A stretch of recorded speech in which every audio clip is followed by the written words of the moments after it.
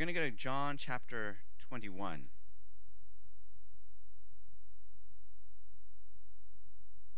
John chapter 21. It's a long passage. I'm going to read it for us. Invite you to reflect or follow along and listen. It may be familiar to some of you. The famous passage where Jesus reinstates the Apostle Peter after his betrayal of Jesus and denial of Jesus. John chapter 21.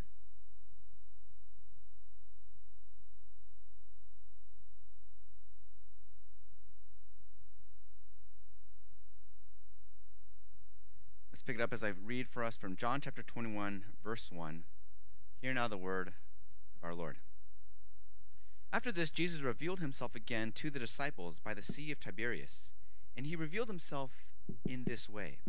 Simon Peter, Thomas called the twin, Nathanael of Cana in Galilee, the sons of Zebedee, and two others of his disciples were together. Simon Peter said to them, "I'm going fishing." And they said to him, "We will go with you."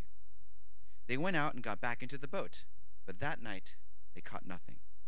Just as day was breaking, Jesus stood on the shore, yet the disciples did not know that it was Jesus. And Jesus said to them, "Children, do you have any fish?" And they answered him, "No." He said to them, "Cast the net on the right side of the boat, and you will find some." So they cast it, and now they were not able to haul it in because of the quantity of fish. That disciple whom Jesus loved therefore said to Peter, "It is the Lord."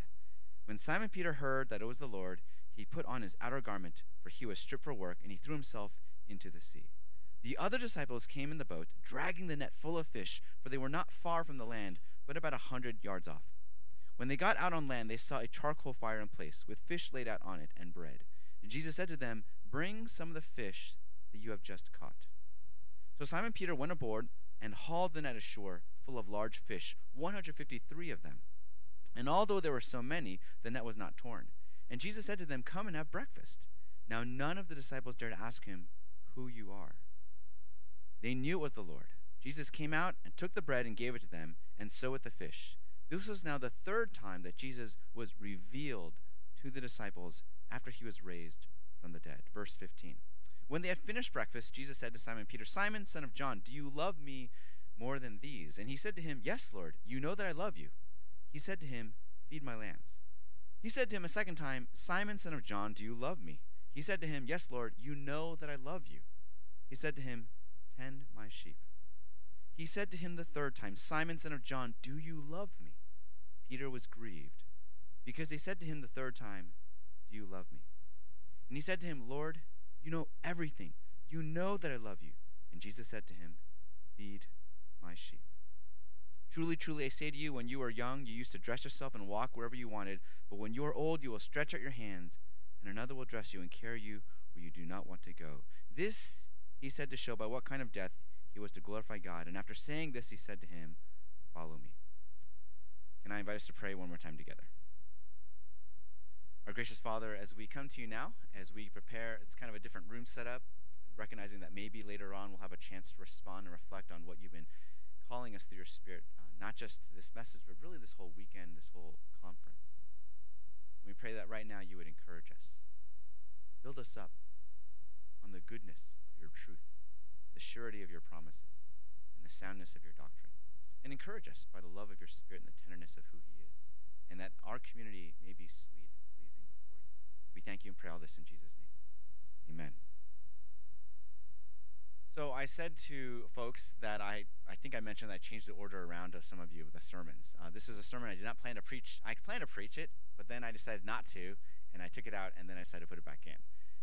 This is a sermon about what happens when you actually aspire for greatness. You actually get up and walk on the boat. It's a sermon for when Peter got out of the boat. He was walking on water, and if you know the story, for a few steps he was walking on water, and then soon he started to sink. This is a message. If you're going to talk about leadership, if you want to talk about making an impact in your life, if you want to talk about the Holy Spirit transforming your spirit, we cannot avoid the topic of failure.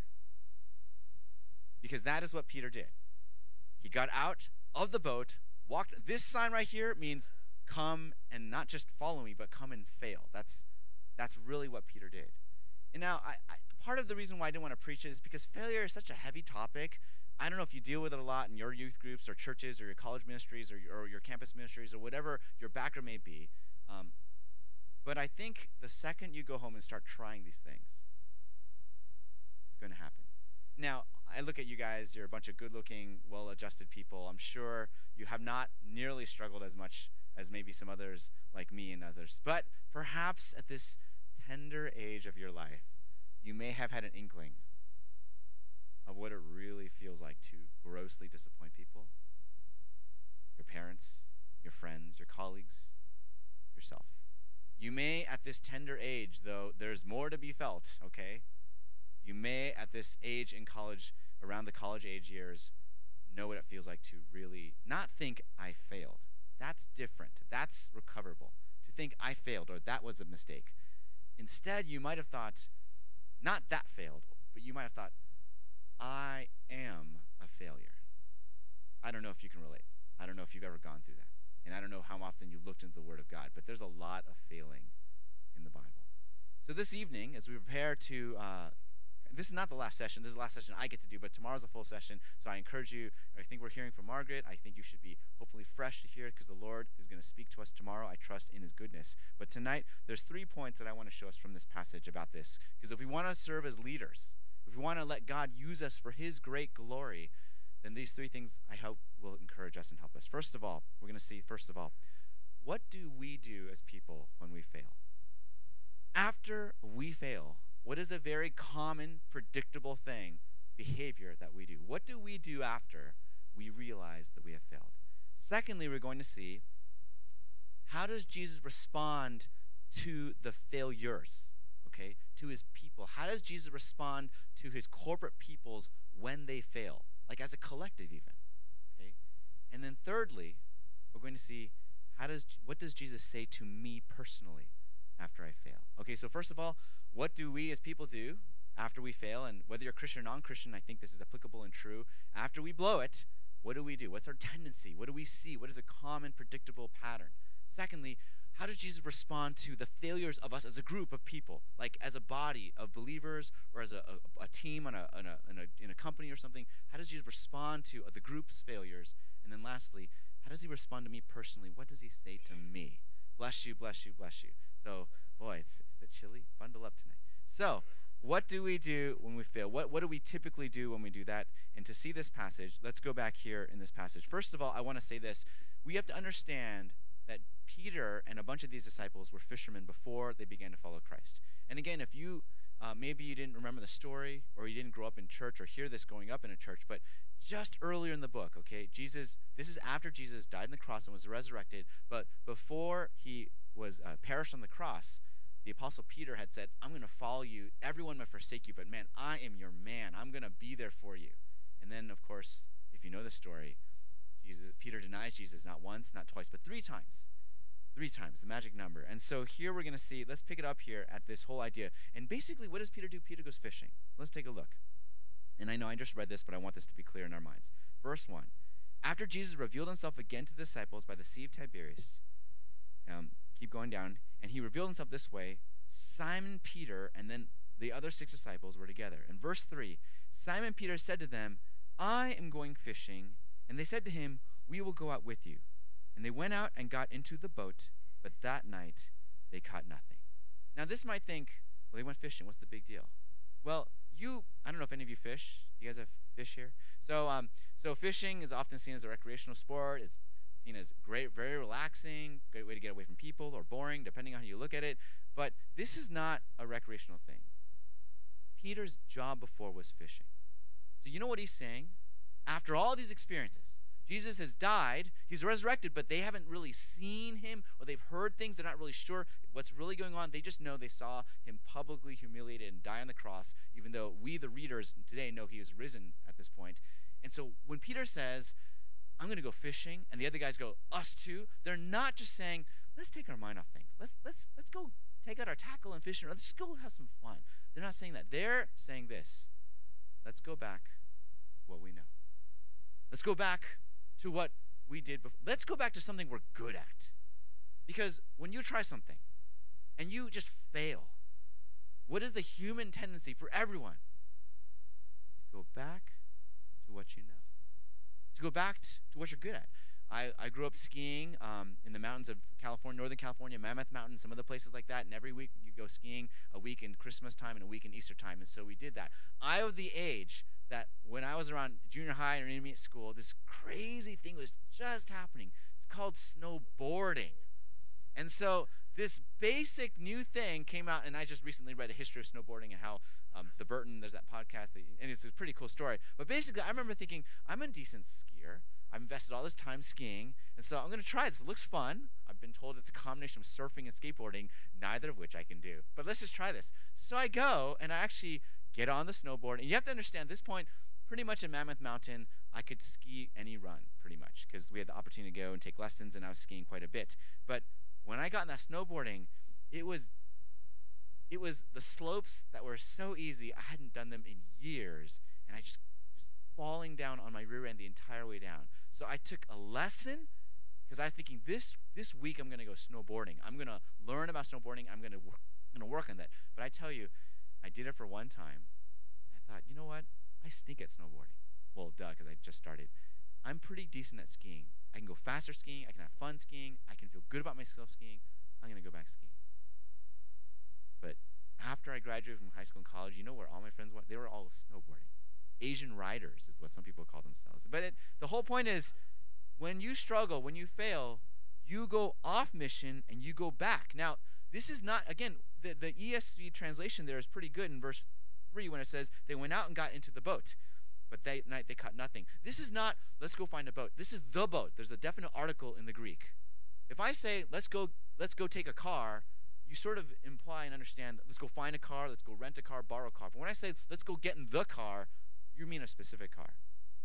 When Peter says, let's get in the boat, he means the boat.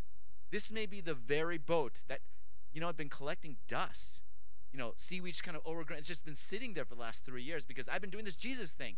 When you fail, and you fail following Christ, you know what you're going to do? Who are your friends before Christ? Call them up. What were your habits and lifestyles before Christ? Bring them back out again. Dust off your books, because when I was younger, I didn't really go to church. I just studied a lot. I tried this Christianity thing. I blew it. At least I can study. Or I might have had a lot of friends, but when I went to church, it affected anything, my style. I kind of gave up certain lifestyles because they weren't very healthy for me. But now that I failed at following Jesus thing, let me go back to what I know. Listen, if you feel this impulse to go, well, at least I'm terrible at this, but at least I'm good at that, that is that subtle feeling pervading your soul that I'm bad at this. I don't like how it feels. I don't like to feel that I'm not skillful or good. Because when you and I fail, we go back to what we know. We go back to what we were before Christ. We go back to those things. And just, I want you to feel how depressing this is. Peter and the guys, you know what? We blew it. The guy we thought was the Messiah, he's dead. Let's go fishing. We got to get some money in the bank. Okay, let's go fishing. They go fishing. Why? Because they know it. Why? Because they're good at it. Why? Because I have this boat. Peter must have been a decent fisherman because he had a boat. James and John not only had a boat, they had workers. If you remember the story, James's parent, Jad, was in the boat, and they're workers. So James and John, they had a small business. They're entrepreneurs. They're fairly decent, well off. So they know fishing. And guess what happens when they go fishing? That night, they caught nothing. I just want you to feel, I don't want to speculate. I'm not trying to force the text, but why would he even say they caught nothing? Because they want you to know, failed at following Jesus, get the fishing nets. At least we know that. God, I can't even know. That's like a computer programmer having a hard time, like, turning on a computer, trying to get it to start. And then what happens here is verse 4. This is, again, I'm going to paint the picture of how desperate and depressed he is. Verse 4. Just as day was breaking, Jesus stood on the shore, yet the disciples did not know that it was Jesus. He was far. It was early. They didn't think it could be Jesus. And Jesus said to them, children, do you have any fish? Great. No, okay? No. Does it look like we have fish? No.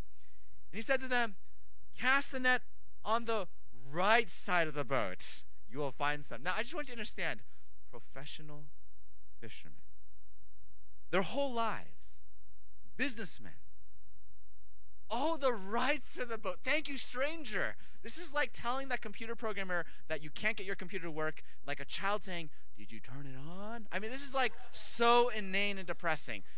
And you know what? I don't know what's more depressing, that they're hearing this advice. They're going to take advice from a strange guy in the morning.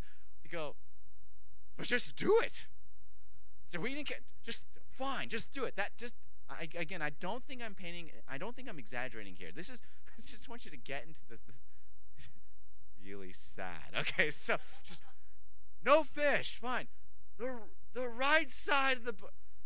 Just do it. And then what we see here, they cast it, and now they were not able to haul it in because of the quantity of fish. In verse 7, the light goes on, something clicks, and the disciple whom Jesus loved, that's the Apostle John, said to Peter, it's the Lord. That's got to be the Lord. And when Simon Peter heard that it was the Lord, he put on his outer garment for a strip of work, and he threw himself into the sea. This passage, as you read, is about Jesus revealing himself. That's in the beginning of John 1. He's going to say it again later on in the chapter. What does Jesus do? He's going to reveal that when we fail Christ, we go back to what we know. We go back to what we want to do. We want to go back to feeling competent. We want to go back to people that like us, people at church or Epic or something. I think we're not good enough for them, or we blew it. We can't show our face. We're ashamed. And I just can't do that again. I'm going to go back to what I was before. I don't know if you can relate. Tried that group of friends, didn't work. Tried this whole Christianity thing, didn't work. But in doing so, this very moment when they saw this net full of fish, they go, oh my Lord, literally, it's got to be God. It's got to be Jesus. And they saw him in a whole new, okay, let's think. On a scale of the impressiveness of miracles, right? Multiplying loaves and fish to feed thousands, okay? Healing blind people, crippled people, raising Lazarus from the dead. Okay, that's got to be pretty high. Catching fish in a lake with a net. It's not one of the highest, but they are just so emotionally just fragile and tender that you could even argue it's not a miracle. It's not an intervention of the natural laws of the universe, okay? Maybe it was a miracle, but they're just so ready to see Jesus bigger. One of my favorite parts in the Chronicles of Narnia is in the second book, the original second book, not when you buy it again and they put the older. Anyway, so Prince Caspian and Lucy, the youngest of the four children, meets Aslan again, and they have this short but profound conversation. She sees Aslan, they roll, and they hug and everything. She goes, Aslan, you're bigger. He says, no, child, I have not grown. You've grown. And every time you grow, I will look bigger. Because the definition of growing in following Christ is to see he's bigger than you thought he was. He's greater than you could possibly imagine he was. He is more gracious and powerful and merciful. That is what your failure puts you in a position to do. That the tiniest merciful act of God is, you're so sensitive, it's amazing. That is what we do. So when I fail, I want to go back to what I'm good at. When I fail, I don't want to try new things. When I fail, I'm not risking anything. I'm going to do what I can do, what I think I'm good at. And in God's mercy, I may try it and just realize I can't even do that anymore. And in that moment, Jesus will reveal himself. So when he reveals himself, what is he going to do about our failure? What does he say to us as a group of people? Because the writer of the gospel has taken pains to this is not about Peter. A lot of people think it's about Peter because they mention him, but this is a group of 6 disciples. There were other disciples that forsook Jesus, and there are a bunch of them in the boat with him. And so what does Jesus do to their collective failure? Okay, first of all, a couple of things. This is going to be interesting. Let's go back to the text. Let's bring it here. It's going to jump down to the part where Jesus restores Peter, verse 15. Now, when they had finished breakfast, Jesus said to Simon Peter, Simon, son of John, do you love me more than these? And he said to him, yes, Lord, you know that I love you. He said to him, feed my lambs. And Jesus said to him a second time, Simon, son of John, do you love me? He said to him, yes, Lord, you know that I love you. He said to him, tend my sheep. He said to him the third time, Simon, son of John, do you love me? And Peter was grieved because he said to him the third time, do you love me? And he said, Lord, you know everything that I love you. Jesus said to him, feed my sheep. What is Jesus doing? And he's bringing them all in. He says it, people make a point that he says 3 times, do you love me? Do you love me? But the first time he says, do you love me more than these? That's really painful because Peter had said, I love you more than everybody else loves you. And of course, they're kind of feeling glad that Jesus is focusing on Peter, but they're feeling like they're in the doghouse too. They're feeling like this is a really awkward post-breakfast conversation, okay? Like, you just blew it. And he's saying, feed my sheep. The important thing to understand is he's basically giving Peter the same assignment as before. He is restoring the sense of calling and purpose. Peter, who couldn't catch a fish all night, has now been invited by Jesus in no uncertain terms with 3 times, I want you to feed my, yes, just in case we're not clear, feed my sheep. Now, a lot of people make a big deal about the Greek words phileo, agape, and I think the general consensus I'm told now is there's a variation: sheep, lamb, feed, tend, love, love. But the key thing is variety, and that he's saying, do this. He wants all the disciples to know this is the same mission. I'm giving it back to you. I am reinstating you to the call I had for you before. What does Jesus do for us when we fail him? He will say, I still have work for you. I still have a meaning and purposeful plan for your life. When I first came to our church, and Jeff was a teenager along with some other teenagers, the old parking lot we had there has this small parking lot. We call it Chinatown parking. We have to go in, and it's made for like 9 cars. We pack like 30 in there, and it's basically triple parked, double parked, and it's all sorts of weird angles.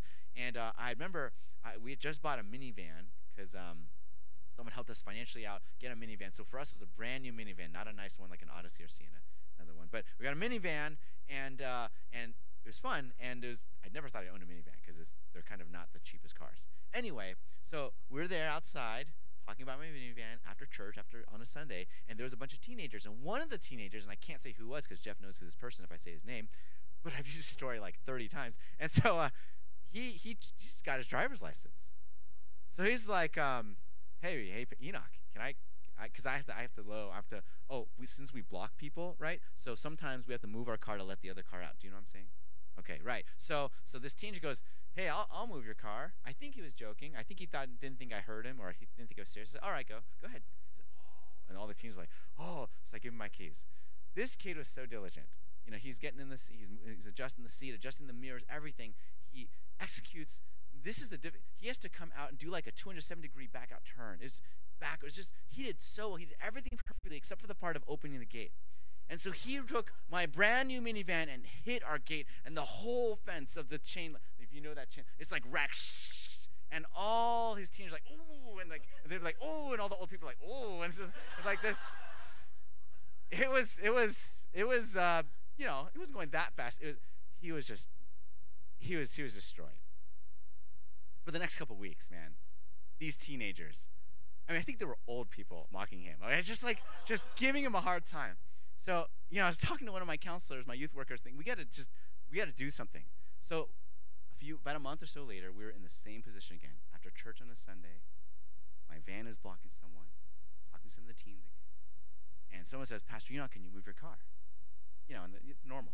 So I'd say, hey, teenager, can you move my car? And everyone's like, they thought 2 things. Did he forget, or this is going to be good, right? So,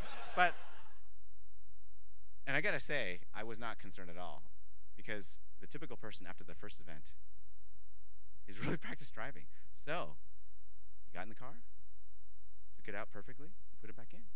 And no one ever brought it up ever again. Do you remember this story? I don't think so.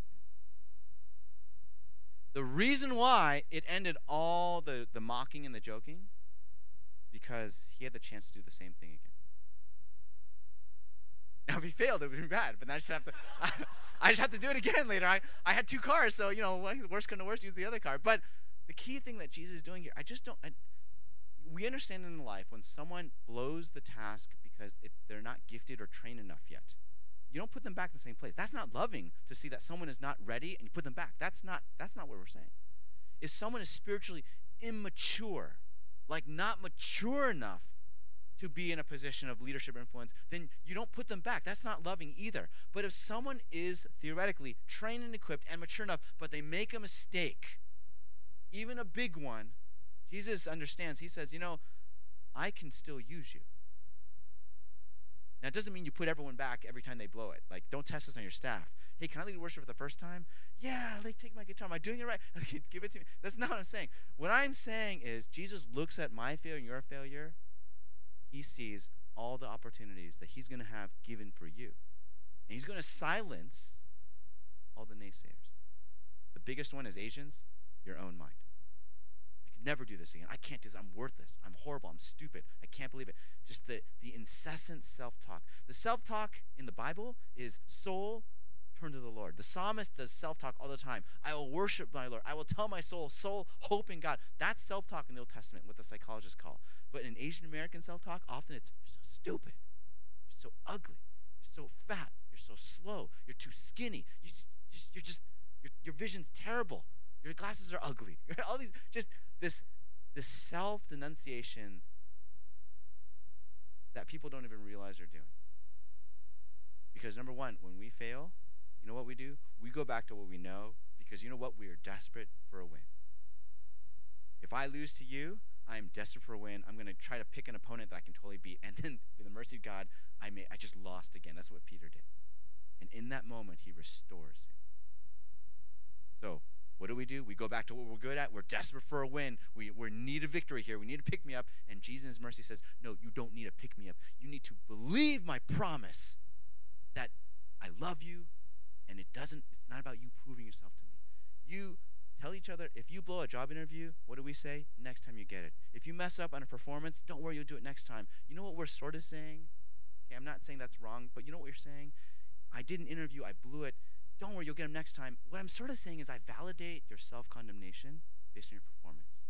But you have hope because you may perform better in the future. So put your hope in your future performance. And then you are worthy of love, because one day you'll perform. Another way of saying it is, yes, you're justified by works, but don't be so bad in yourself, because I'm sure you'll justify yourself by works next time. There's this girl, cross-country star for her school, and in 9th grade, just bright, brilliant star in our church. Just incredible race, just had an incredible first year.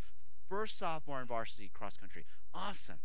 And she's stressed out. She just started doing all these things like some of the teenage girls with stress and some of the physical things, just the cycle of she dropped failing in school. And she one day asked me to go watch her race. And I watched her race. And she did not do well in the race. I don't even think she finished the race. This is a bright star. So we're talking. She's in tears. And we're talking. She's like, yeah, and just like, I feel so stupid, feel terrible. And you came to watch my race. I was like, well, what did your coach say? The coach and my team, they're like, don't worry, you'll get him next time. And she looked at me in tears, like, what if I don't do it next time, Enoch? I said, well, it's one of the few times in my life the Holy Spirit maybe took hold of my tongue and I said something useful. I said, well, it's a good thing God doesn't love you based on your future performance. He already knows how you're going to do. It has nothing to do with how well you do. It has everything to do with how good he is, how faithful he is, how true he is. Because when we fail, we want to go back to what we know. We're desperate for a win, for a victory. We need to feel good about ourselves. But Jesus says, no, I'm not even going to give you that. In my mercy, I'm going to break this habit of yours that relies on doing something right to feel good. It's not about doing something right. It's about being in the right person. And God will then restore. Peter was ready. Maybe for the first time in his life, he was finally ready for his assignment. The second time he got it. And that doesn't surprise Jesus. So that's what he does with our collective failures. Generically calls it our purpose. But let's get personal. What is he saying to you right now? What is he saying to me? And in the next conversation, early in between that part, there's this conversation that Jesus has with Peter and the disciples, and it's so powerful. And I'd like to sort of paraphrase each of the statements Jesus says and does in 4 more modern questions. So these are the 4 statements I'd like us to think from this text that Jesus said to you. Remember, when you go back to what you know. Okay, this is what Jesus says to us in our failures. The first thing we see is in going back up there, come back to earlier in the chapter where it says, verse 4. Okay, this is the first thing Jesus says over here, verses 4 and 5. Just as day was breaking, Jesus stood on the shore, and yet the disciples did not know that it was Jesus. And Jesus said to them, children, do you have any fish? And they answered him, no. As long as you remember that this is not about fishing, this is about children, now that you've gone back to your way of life, here's the question. How's that working for you? Went back to your old group of friends? I see, I can understand. How's that working for you? Went back to pursuing, trying to look beautiful or trying to be smarter than everyone else, trying to get a lot of money? How's that working for you? Jesus doesn't condemn. He could rebuke. What are you doing in the boat? I said, you're fishers of men, not of fish. Get out of here. Go back on mission. But Jesus, in his mercy, look, and this happens so often in the counseling setting in my office. Someone comes to me and they're coming back to church, or they're just struggling with things, and I think they expect me to condemn them or something. But this is worse. You're doing that, and I know you deep down know that that's not what Jesus wants. I just need to say this. So, how is that working for you? You went back to that unhealthy romantic relationship. You told me about this relationship 4 years ago. You're back in there. You don't even need me to connect. And is it working for you? Best evangelistic question ever. Is your life working for you? I mean, really? That's what Jesus said to you. That's what Jesus says to Peter. And Jesus gives Peter the chance to look at his life, look at his boat, and go, no. I went back to what I thought I was good at, but no, it's not working for me. You have all the answers. I went back, but you still do. Second thing he says is this. Verse 6, he says, cast the net on the right side of the boat and you will find some. This is the question Jesus says to you. First question, how's that working for you? You go, it's not, Jesus. Second question, he says this. I have an idea. I have an idea for you. If you would hear me, if you would hear the Lord of the universe who could command you, I have a suggestion. Now make no mistake, Jesus is the Lord and authority. He doesn't impose his divine, sovereign, magnificent omnipotence. He says, why don't you throw the net on the other side of the boat? And Peter's probably rolling his eyes. Jesus looks at you and your failure. After you've gone back to what you're good at, he says, tell me, honestly, how is it working for you? No, it's not working, Jesus. This is crazy. I have an idea. And here's the crazy idea. Verse 3. We get to the part where Peter realizes it's Jesus, and let's pick up this verse 7. This is Peter like, it's the Lord. So the disciple whom Jesus therefore loved said to Peter, it's the Lord. And Simon Peter heard that it was the Lord. Now, I could never do this. I would drown. He put on his outer garment, for he was stripped for work, and threw himself into the sea. And he swam probably about 100 yards in the shore. I can't run that far without getting tired. He swam to shore. This guy is a manly guy. The other disciples came in the boat, dragging the net full of fish, for they were not far off from land, but about 100 yards off. And when they got on land, listen to this. This is really important. When they got out on land, they saw a charcoal fire in place with fish laid out on it and bread. And Jesus said to them, bring some of the fish you have just caught. This is the third thing Jesus says to you. How's your life working for you? How's it working? Not good? Well, I have an idea. Okay, what is it? And Jesus says this. Bring me what you have. Wherever you are in life, just bring me what you have. Now, this is startling for a couple things. First of all, the only reason they have fish is because Jesus granted them a miracle. Number one. Number two, what does the passage say right there? They saw a charcoal fire in place with fish laid out on it. Jesus already has fish.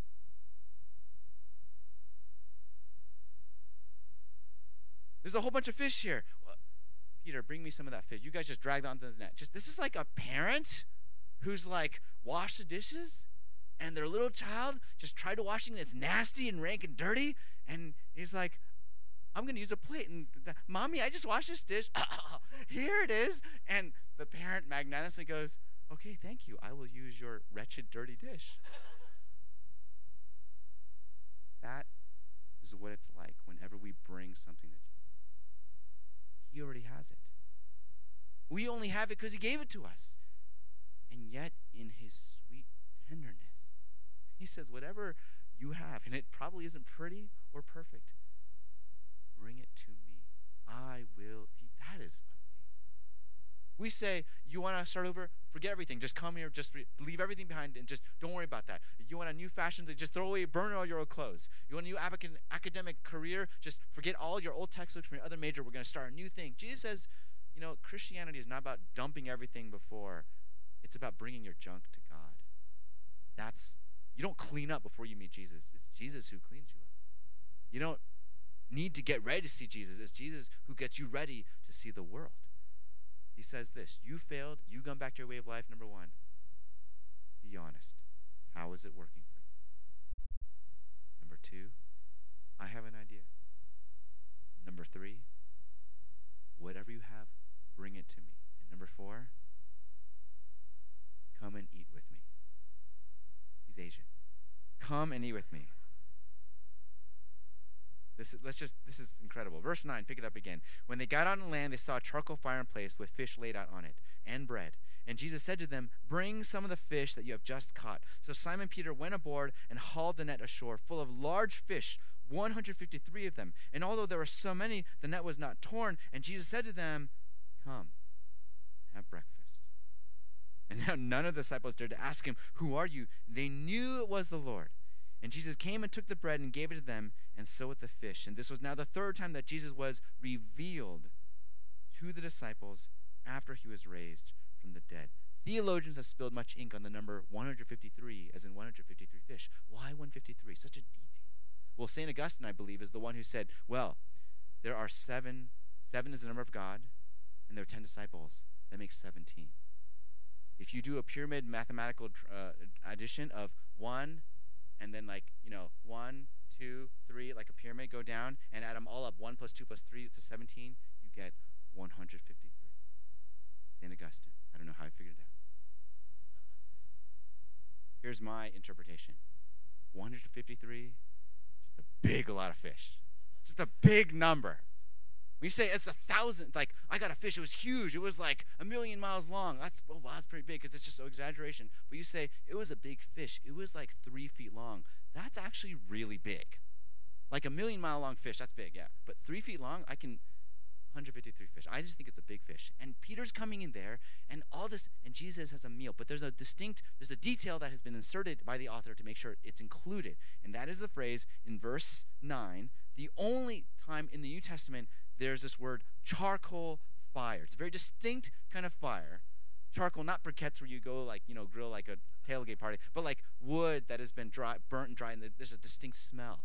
And the only other time in the entire New Testament that word charcoal fire is used was the last time there was a fire. And the last time in the text there was a fire was when some guy named Peter was warming his hands by the fire when this person said, "Do you know Jesus?" And he swears and beeping, "No, I don't know Jesus." So Peter is swimming onto the shore. He's like dripping and exhausted to see his Lord. He comes up. He's so excited. He's heard Jesus is alive, hasn't seen him. He's coming up to them and sees him. He's coming up, he's smiling, just not sure what's going to happen. And then something hits his senses. He smells this very distinct, familiar scent. The scent is failure. The scent is, last time I said this, I looked across the courtyard and Jesus looked at my eyes after I lied. Swore I did not know him. Jesus will say to you, "Come back and be with me. Eat with me." In the table fellowship understanding of that culture, it was not just you look hungry, you're too skinny, eat. It was be associated to me. It's be in my company, be in my fellowship. And you know what Jesus will do when he says that to you? He will bring back to your sense the full weight of your failure. What modern psychologists say, in order to go back to the pain, we have to kind of unpack all that pain again. And you know why? People don't want to do that. Because honestly, they don't know what they're going to find. They don't want to be that person again. And honestly, they don't have hope. But Jesus says, I want you to feel the full weight of the failure. And I'm not going to minimize it at all. Because if I minimize it and I say I forgive you, you're not convinced that I really forgave you. In his mercy, he makes you, and I'm not saying do this just flippantly or with no skilled counselor or some people around you praying for you, praying, encouraging you. But to really receive forgiveness, you need to go back and expose the wound. Yeah, the wound is covered. Yeah, the wound is maybe even kind of like it's got enough bandages, so don't open it. But if you want Jesus to heal it, you have to open that wound. He needs to see it. He needs to take all the stuff out. It's going to hurt. He needs to see the root, the depth of the infection. He needs to completely lay it bare. And he will say, how is this working for you? Because I have an idea. All your brokenness and failures, bring it to me and sit down and be with me. In the midst of your failure, I am with you. Because if you're going to walk on water, probably, if it was me, I would sink. I have sunk. I am a sinker. And this is what he's calling us to do, to not never fail, to not never think that I can never be reinstated, but to come and say, Jesus, I am an utter broken man or woman. I'm a failure. I'm a failure. And to know fully that failure, and then to come back and say, okay, God, can you really use me again? Maybe Jesus forgot. Maybe the whole resurrection thing, he forgot about the other night. No, Jesus, like, he's so subtle. He's in some ways indirect, like an Asian. He could say, Peter, remember the time you denied me 3 times? Yes, Lord. Well, you shouldn't have done that. You're right, Lord. I'm sorry, Lord. Okay, we're good, right? Instead, he just says, do you love me? Peter's like, yeah, of course. Do you love me? Yeah. Do you love me? And Peter's grieved the 3rd time. He knows what Jesus is doing. He's both severe and tender, Jesus is. But 3 times I will tell you, feed my sheep, love my people, tend my flock. Be about my purpose. Because when you fail, not if, but when you fail, I can still use you. My brothers and sisters and friends, we will go back to our lives, our campuses. Some of you aren't even in school right now because maybe you're academically on probation. Some of you graduated, but you haven't found work. And it's tough to be back in this collegiate setting because, oh, you graduated last year, right? That was like May. What are you doing now? The dreaded question. And you thought what your major was your dreaded question back in college. That's rough when you don't know your major. It's a little rougher when it's been like 8 months since graduation. What are you doing with your life? I don't know. Just waiting. Just waiting. I'm never going to come back to a conference again. Because this is the struggle. In those moments, Jesus did not forget who you are. When he looks at you and says, now's the time to walk on water, he means you. He remembers all that you've done. He's calling you to do. How do you process failure? Do you look to psychology? Do you read a couple blogs?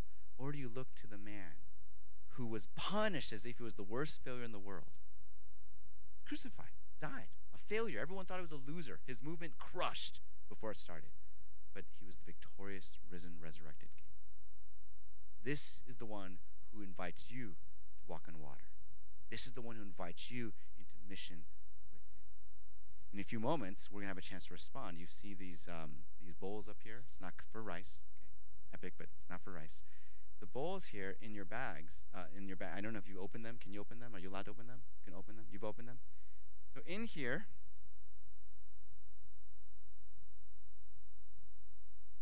now if I had my way, these are not the kind I would want because these are shiny and they're very pretty. But these are 2 pennies. At least I have 2 pennies. You're like, dude, I got $200 bills. 2 pennies. Now, we don't have time to go into the story, but this is your design team, your leaders have really thought and prayed about this, and I'm just encouraged by their creativity, their faithfulness to a picture in Scripture, and just their love for you. In the Bible, there's a story where these rich people were giving all their money into the offering chests in the temple. And the way the chests were built there, it's like winning the jackpot at slots because they would pour coinage into buckets. You'd hear it. It was very distinct. And then the story says that disciples didn't really see, but Jesus watched this poor widow. A widow is a destitute, culturally just really, really impoverished person in that culture. And she put in 2 mites, or 2 pennies, if you will. And Jesus turns to the disciples and said, that woman, who you probably weren't even really paying attention to, she just put in more than everyone else because she gave all she had. And so what is this picture for us? What is this symbol? What is this opportunity, this act, this invitation? 2 pennies, this means 2 things at the same time. First of all, it's a small amount of money. It's really, really piddly, to be honest. After this, we'll probably throw the pennies away. And that's actually pretty accurate. This represents what you have to give to Jesus. When he says, bring me what you have, 2 pennies. Not enough to buy anything. Not enough to do anything. People debate they should get rid of the American penny because it literally costs more to make than it is to actually be. And yet, the other part about this 2 pennies is this. Not only is this a piddly, insignificant amount, but in the story, for the widow, this was everything. Beautiful and harshly true at the same time. Insignificant, but everything I have. I think it's fitting for us. In the next few moments, there's some music, and there's going to be a couple songs. And what the design team would encourage us to take this time is to say, okay, Lord, this represents my pittance, my insignificant, what I have to offer you. And what I have is actually mostly failures and brokenness. But it's an invitation to bring it all and give it to Jesus. Not shiny, glorious pennies, but the brokenness. If you're someone that's been living your life for Christ, and honestly, we're not perfect, but you want to do that, then just go ahead and you don't need to spend a lot of time praying. You're saying, I'm trying to do this right now. With God's help, I want to. Come right up during the next few songs, about 2 songs, and put them in the bowl. Some of us, we can't quite do that so quickly because we know we've been holding back. Maybe you're holding back because you know exactly what's holding you back. Some fear. Usually it's a fear. Fear of something bigger than God, but it's not bigger than God. Take that time to pray and confess it and make it an aspirational goal. Lord, I'm scared of this thing, but I'm willing to have you do something in my life. If you can honestly say, God, I'm just willing to try this. I'm scared you'll reject these pennies. I'll throw it in the bowl. They'll bounce out because my pennies are worthless. Then actually you're kind of there.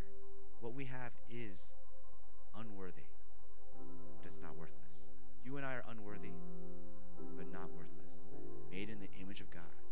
Ethnicity, race, failures, and all. After that time, go ahead and put it in. If you're not a believer, you're coming to check out Epic, or you've just been an active part of your chapter on campus or your movement, and you just really want to say, okay, I don't understand everything that's going on, but I really want to take everything and give it to Jesus.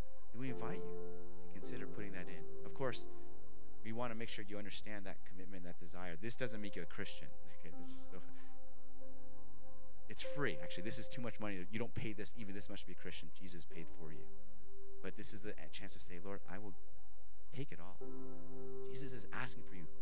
Bring me what you have. Bring me your fish. And you're like, but Jesus, you just helped me catch 1 million fish. Jesus says, bring me your fish. But Jesus, you have fish already.